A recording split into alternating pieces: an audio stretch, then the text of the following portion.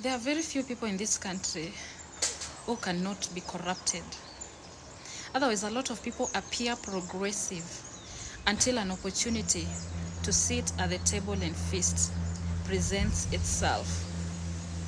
Look at David Ndii normalizing corruption, something that he has spent most of his life in the limelight, condemning with everything in him.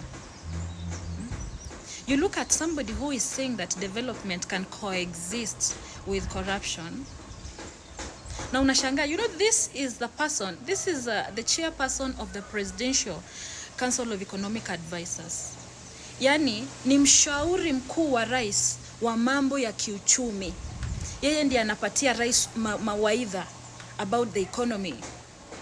This person is telling you that, you know what, Indonesia and South Korea coexisted peacefully with corruption, and we can do it too. It is a narrative that is being pushed that, you know what, the government is not fighting corruption. It is not putting any effort to combat corruption. We have to learn to develop this country with corruption in it. And somebody wants Kenyans to believe that way. The thing Ndii does not tell you is that the corruption of Indonesia that we are referring to and the corruption of South Korea under Park Chung is very different with the kind of corruption that we experience in this country.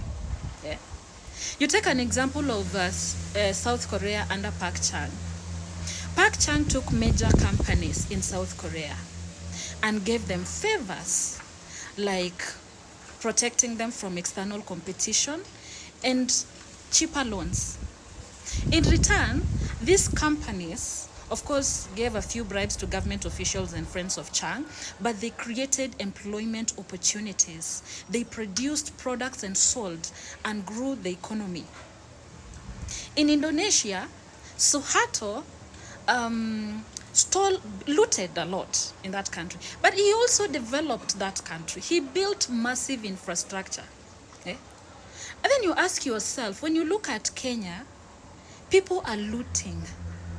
And the most ridiculous thing about our own version of corruption, instead of somebody making this money rotate within the country, somebody takes a huge chunk of money and puts it in offshore accounts. So money that belongs to Kenyans is resting somewhere in Switzerland.